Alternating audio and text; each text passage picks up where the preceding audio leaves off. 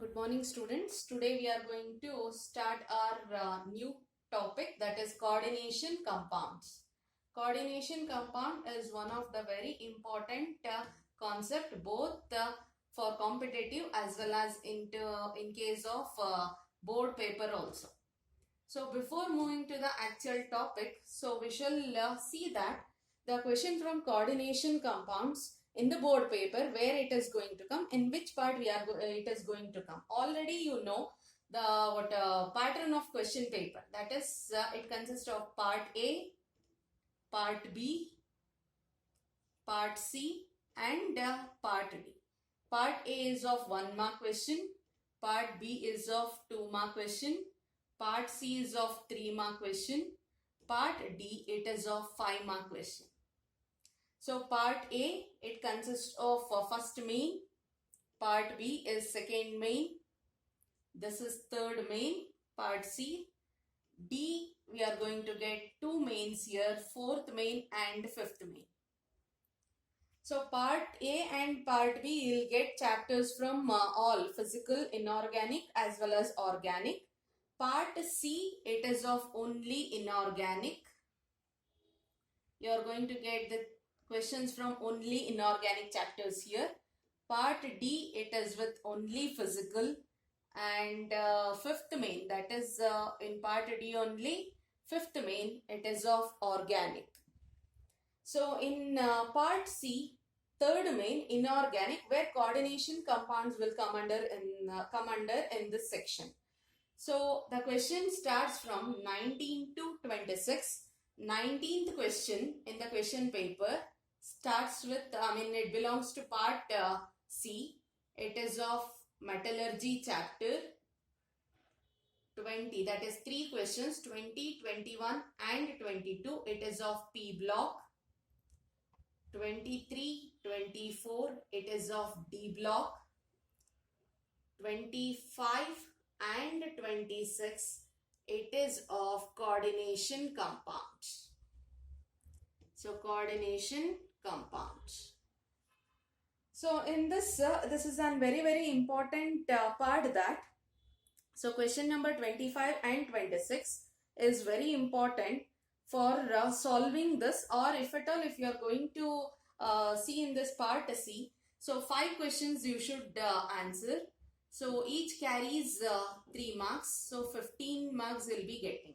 So if at all if you have to score entire, if you want entire 15 marks, then it is very important that you should solve these questions properly. Metallurgy, few concepts are there, few predicted and definite questions are there. You can attempt that question. In P block, one is a definite question, that is, so one of the question will be manufacturing of HNO3 or manufacturing of H2SO4. So in D block also one question is definite, that is either KMNO4 manufacturing or K2CR2O7 manufacturing. When it comes to coordination compounds, 25th question, we have 4 compounds. 4 compounds is there. So you need to write, any one will be given. Among 4 compounds, any one compound will be given. That compound's hybridization and magnetic property you need to explain. That is one thing. That is a fixed question. It is a definite question. From the board pattern it is given. Among 4 compounds, any one compound has to be given. So 26th question, it is a little bit theoretical question only they are going to give. So either Werner's theory, isomerism or crystal field splitting or crystal field theory. Among these 3 concepts, any one question will be coming. So coordination compound in the board paper under part C, you'll be getting 25th and 26th question. 25th question, it is a definite question, that is 4 compounds are there in the NCERT syllabus. In that any one compound will be given to explain the hybridization and magnetic properties of it. So this is about our question paper pattern. The coordination compound comes under part C in the question paper and with the question number 25 and 26. So this is about the question paper. Next we'll move on to the topic coordination compound. So coordination compound already we have studied in our first year. That is one of the important characteristic of D block. So D block elements or transition elements has the ability to form complexes. This is one of the very important characteristic of D block we have studied in our last year. So complexes, either we can call that one as complex compounds, or we can also call it as coordination compounds, one and the same. So the formation of coordination compound, the D block elements will be forming a coordination compounds or complex compounds. The property of forming a coordination compound, it is not restricted to D block. So some other metals also will be forming. Some other metals will be forming the coordination compound, but to a very small extent it is going to form. Where all we can see this coordination compound apart from D block elements, where all we can see is so in chlorophyll. So chlorophyll is an complex of, it is an complex of magnesium. Likewise, hemoglobin, it is an complex of iron. Likewise, vitamin B12, it is an complex of cobalt. So cobalt and iron already we know. So what as I said, so other than D block, we have chlorophyll. So chlorophyll, which is an complex of magnesium. So it is not it is not restricted only for the studies. So we are going to use this coordination compounds in case of medicinal chemistry. In case of medicinal chemistry, we are going to use textile dyeing. We are going to use. It is also being used as an industrial catalyst. So catalyst, we are going to use it. It is also being used in an electroplating. So this is a very important set of chemicals. Important set of chemicals or compounds where its usages in medicinal chemistry, used as an industrial catalyst. So textile dyeing, electroplating, in many other sectors it is being used. So now we are going to study this. In this entire chapter we'll be dealing with, so what are coordination compounds, how the bonds will be formed, and how it is going to be useful in case of as catalyst also will be studying, as well as we'll also go with the dyeing. In dyeing, how it is being useful, we are going to study. So first we shall go with the definition. Coordination compound. So coordination compound, it is nothing but it is a compound formed by the, so coordination compound is a compound in which the central metal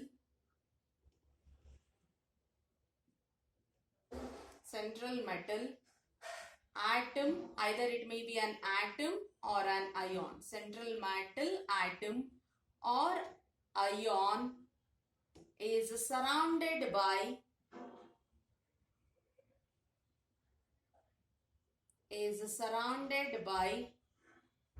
a number of ions or neutral molecules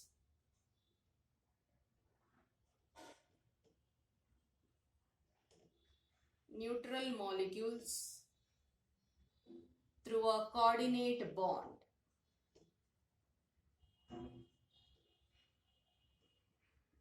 So coordinate compounds are nothing but the compounds in which the central metal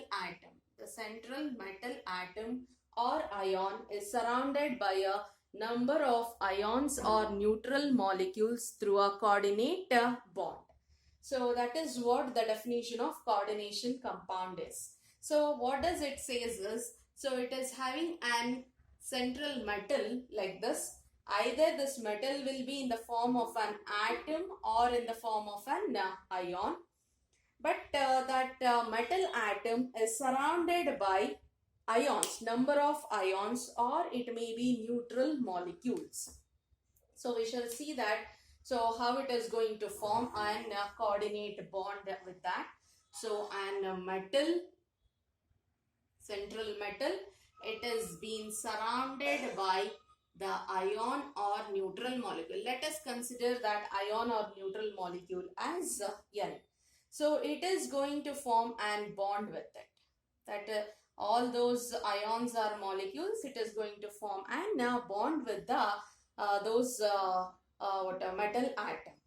So these ions, whatever we are calling, surrounded by a number of ions, whatever we are calling, those ions always it will be negatively charged. That is electron rich centers. All these ions will be always an electron rich center. Either it may be halides, or it may be Cn minus, or it may be some other ions which is consisting of an negatively charged. Or we can also say that it may be a neutral molecule beside. So if at all, if it is a neutral molecule, that neutral molecule should contain the lone pair of electrons like this.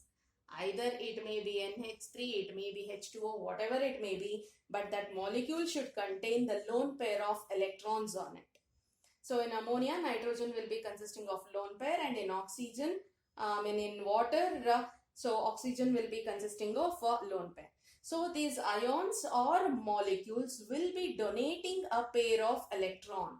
So either it may be ion or it may be molecule. It is going to donate a pair of electrons. So donation of an pair of electrons being taking place. So pair of electrons have been donated to the central metal atom to form an bond, and that bond, whatever it is formed, so that bond is called as coordinate bond. Coordinate bond is a bond formed between the central metal atom and the ion or the molecule. Ion or the molecule by the donation of an pair of electron to the central metal atom, and that bond is called as a coordinate bond. Whatever the bond here it is there, usually whenever we discuss any bonding in chemistry, we have seen, so between any two atoms a bonding is there, means we are going to show that one with a line. But here what is happening is metal is not spending any electron. Only the ion or the molecule whatever is there, it is spending the electron, or it is donating the electron to the metal atom to form the bond. So that's why it is not like a normal bond we are going to mention. So we are going to mention that one with an arrowhead, or it is an arrow mark. We are going to mention that bond. So in this arrowhead or arrow thing, what it indicates is the electrons have been donated from the ion or the neutral molecule to the central metal atom to form an coordinate bond. So the indication of coordinate bond will also be will always be indicated as an arrow mark itself. So here also we can write an arrow mark. So central metal atom, either it may be ion or atom which is surrounded by a number of ions or neutral molecules.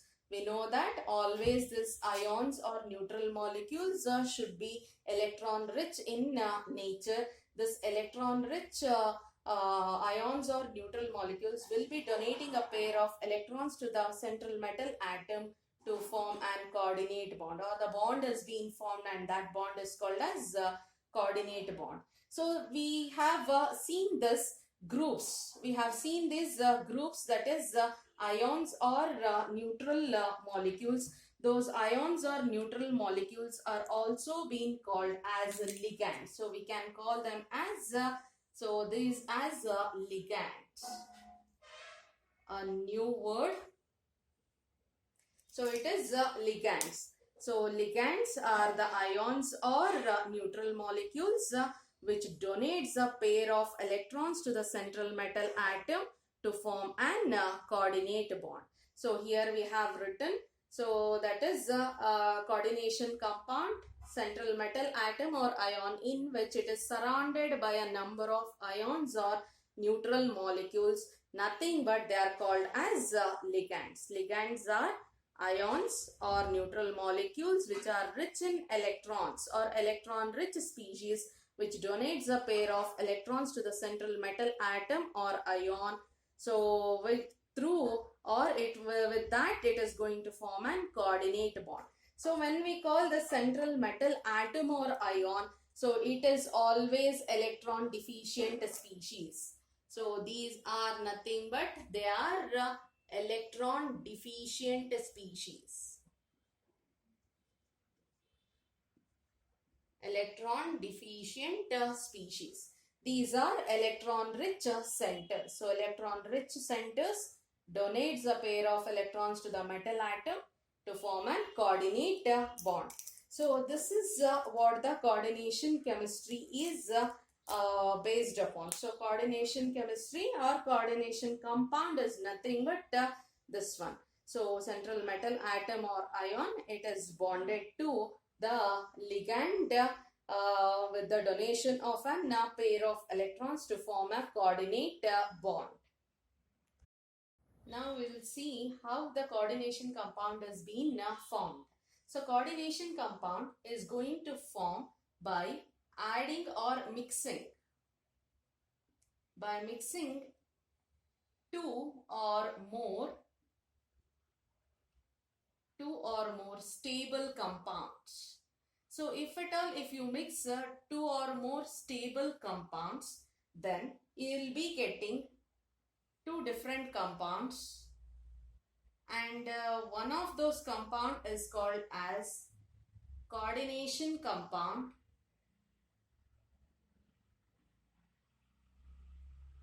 and the other form of it is going to be called as double salt.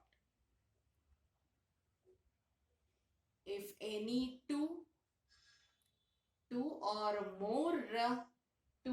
more stable compound, simple and stable compound, if it is mixed, then you can get coordination compound, you can get double salt also.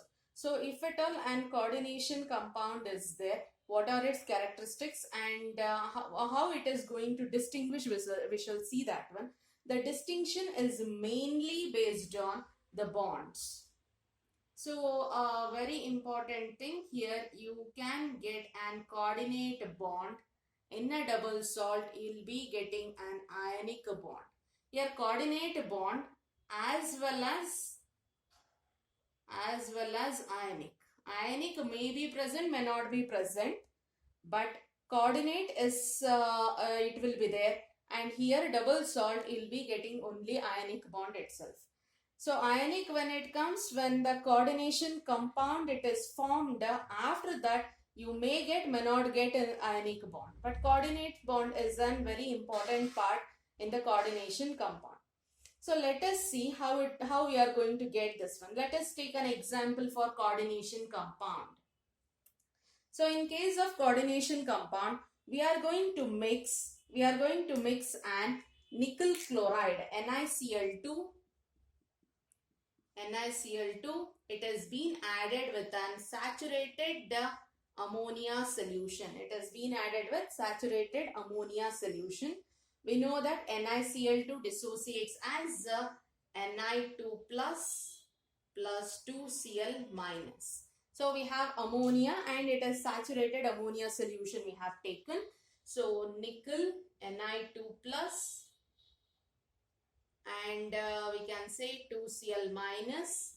It combines with 6NH3 and it is going to form an compound as NiNH3 6 times and it is a Cl2.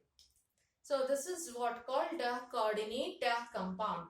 So nickel, we can say that nickel is being surrounded by 6 ammonia molecules. So we can write it 6 ammonia molecules, and outside this one we have a Cl2 molecule. Likewise, we can take an double salt. Double salt, if it is being taken, An example we are going to take KCl. We are going to add that one with the MgCl2. It is an aqueous solution. You are going to get a compound as carnallite. We name that one as carnallite. So what is that formula? We shall see KCl dot MgCl2 dot 6H2. So this is what the formula of carnallite. Likewise, we have a few other examples also. So in those few examples, one of the example already we have studied, that is more salt. So Moore's salt.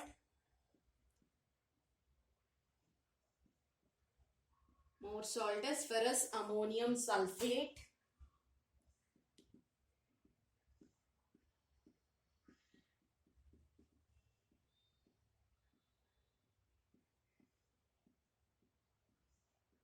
Ferrous ammonium sulfate. And one more example we can take, that is potash alum.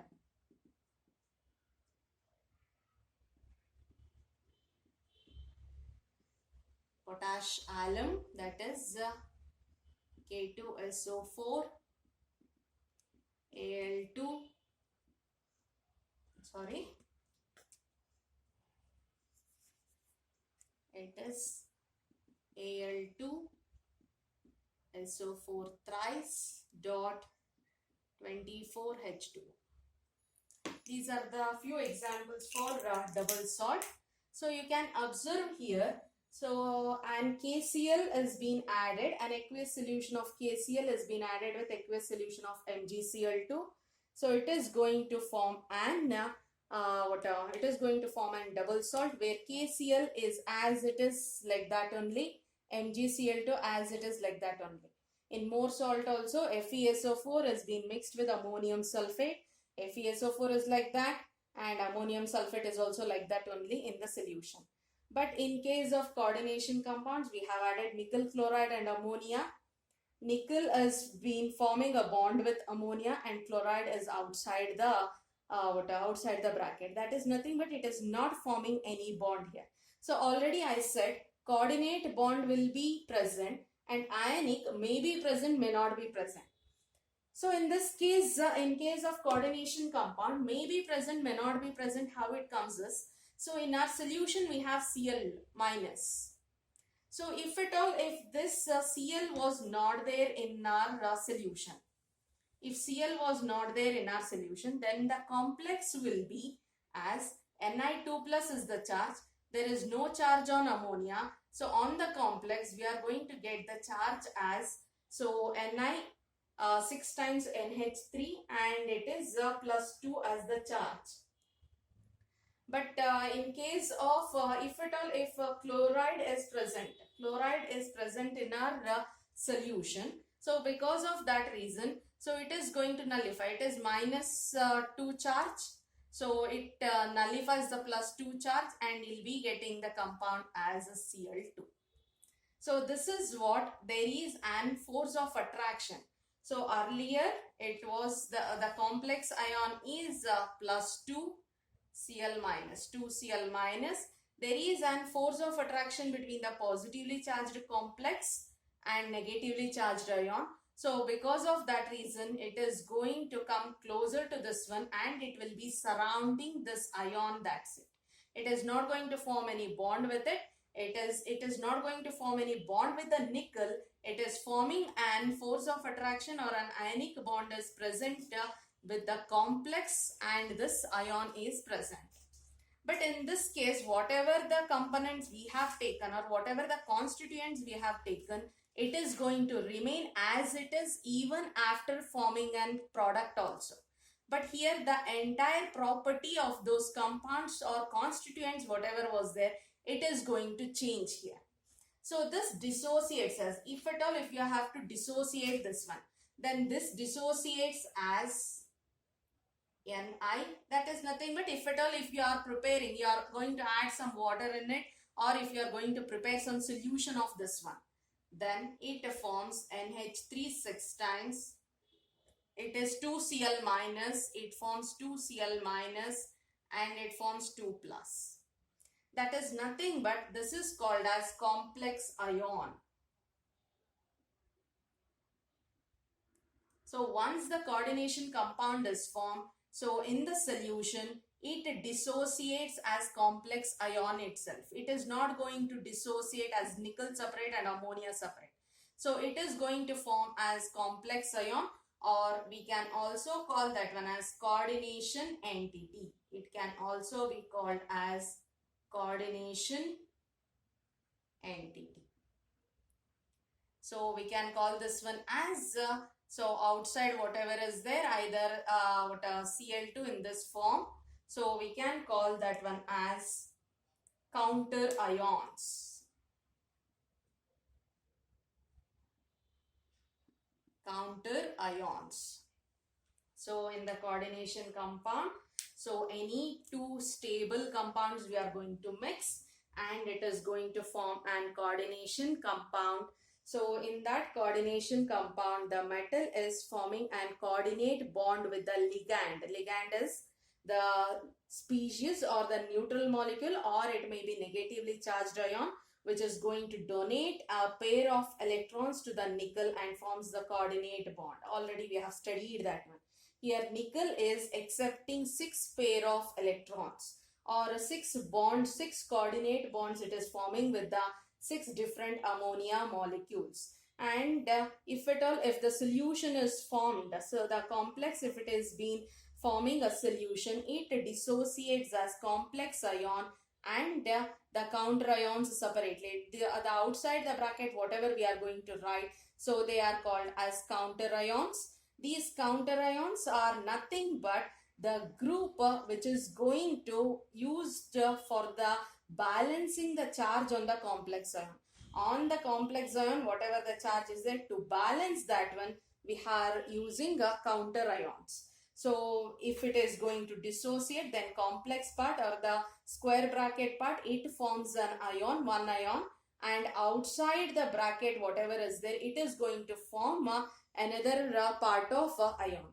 But when the double salt is taken, if at all, if it has to dissociate, let us consider carnallite. If we are preparing a solution of carnallite, then we are adding some water to it. It is going to dissociate. It gives out the ions as K plus Cl minus. KCl dissociates as K plus Cl minus plus Mg2 plus 2Cl minus. 2Cl minus. Likewise, this more salt dissociates as Fe2 plus SO4 2 minus 2NH4 plus SO4 2 minus. Potash alum also dissociates as 2K plus SO4 2 minus Al3 2Al3 plus SO4 2 minus. So like that it will be forming an complete ion. If at all, if KCl is taken, this also will dissociate as K plus and Cl minus. After forming a double salt, that also will dissociate as K plus and Cl minus itself. But in the solution form, so the solution form, the property is different. And if at all, if it is in the solid form, so the property is different from the constituent ions. So here in the solid form only it is going to exhibit,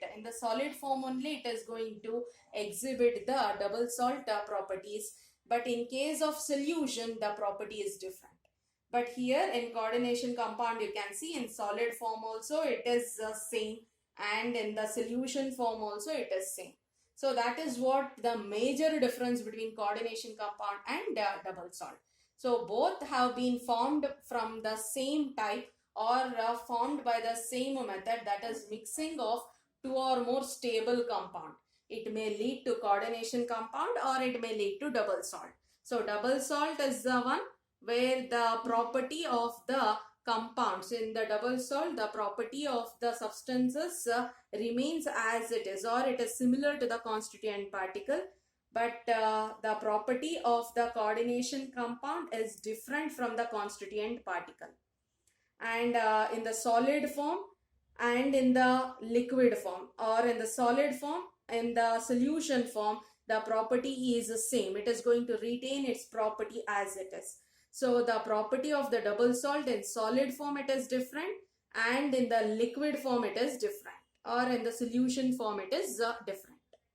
So this is the major important difference. We have a few more different